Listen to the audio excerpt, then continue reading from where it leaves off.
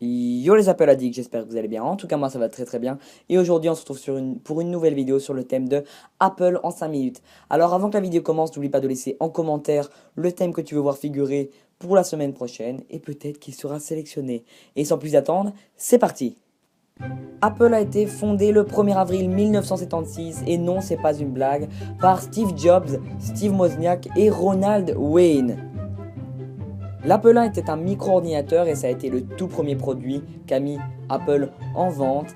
À l'époque, il coûtait 666,66 $, ce qui correspond aujourd'hui à environ 2070 €. Le successeur de l'Apple I est bien sûr l'Apple II qui a été conçu par Steve Wozniak et qui a été commercialisé le 10 juin 1977 par Apple. Alors il avait une architecture 8 bits et c'est l'un des tout premiers ordinateurs personnels. Un autre projet d'Apple que vous ne connaissez à mon avis pas, c'est le projet Lisa qui a démarré en 1978. Alors le Lisa, c'est un ordinateur personnel lancé par Apple en 1983. Alors c'est l'un des premiers ordinateurs personnels à posséder une souris et une interface graphique. Il coûtait 9 995 $, ce qui vaut plus ou moins 21 000 € maintenant.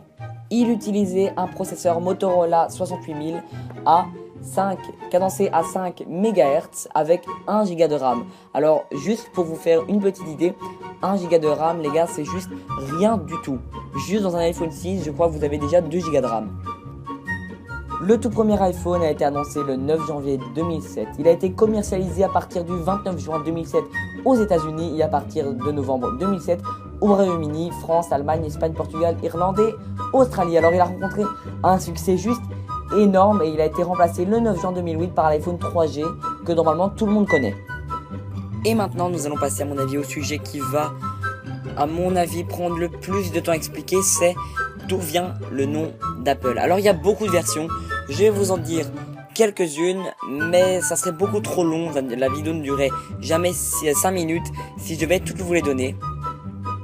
En premier lieu, Steve Jobs adorait les Beatles et le nom de la compagnie des Beatles s'appelait Apple Corps, ce qui à mon avis donnait une idée à Steve Jobs pour appeler sa société Apple, ce qui a d'ailleurs entraîné quelques procès. Une explication de Steve Wozniak est qu'ils auraient appelé Apple Apple car ça commence par la lettre A et pour qu'il soit premier dans l'annuaire car l'annuaire repose sur le classement alphabétique et donc Apple pouvait précéder leurs concurrents dans l'annuaire, ce qui est vraiment pratique. Maintenant nous allons parler des produits Apple un peu plus récents, plus précisément de l'iPhone 6s. Alors l'iPhone 6s en seulement 3 jours a été vendu à plus de 13 millions d'exemplaires.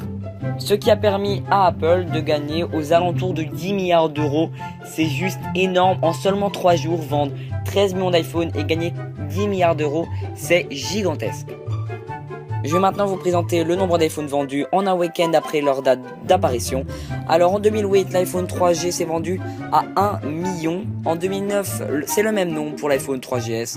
En 2010, l'iPhone 4 s'est vendu à 1,7 million en un week-end. En 2011, l'iPhone 4S s'est vendu à 4 millions d'exemplaires. En 2012, l'iPhone 5 s'est vendu à 5 millions d'exemplaires. En 2013, l'iPhone 5S et l'iPhone 5C sont vendus à 9 millions d'exemplaires. En 2014, l'iPhone 6 et l'iPhone 6 Plus se sont vendus à 10 millions d'exemplaires et en 2015, l'iPhone 6S, 6S Plus se sont vendus à 13 millions d'exemplaires et c'est un tout nouveau record pour Apple. Je vais maintenant vous présenter les parts du marché en France en juillet 2015 pour vous montrer qu'Apple en fait n'est pas si grand que ça vu qu'Apple est à 17,0% de vente. Android l'a largement dépassé, il est à 69,6% de vente, Windows est à 12,6% de vente et les autres sont à 0,8%, donc Android bat quand même Apple au niveau des ventes. En 2015, Apple était la première société mondiale la plus chère au monde, c'est-à-dire qu'elle valait 170 milliards de dollars, ce qui vaut plus ou moins 150 milliards d'euros. Et ça fait d'elle la société la plus chère au monde. Et voilà les amis, alors j'espère que cette vidéo vous aura plu car elle touche à sa fin. N'oubliez pas de laisser un pouce bleu, de vous abonner si ce n'est pas encore fait, de partager la vidéo pour agrandir la communauté, de laisser en commentaire le thème pour la semaine prochaine car il sera peut-être sélectionné. Et je vous dis à la prochaine pour une nouvelle vidéo. Allez, peace!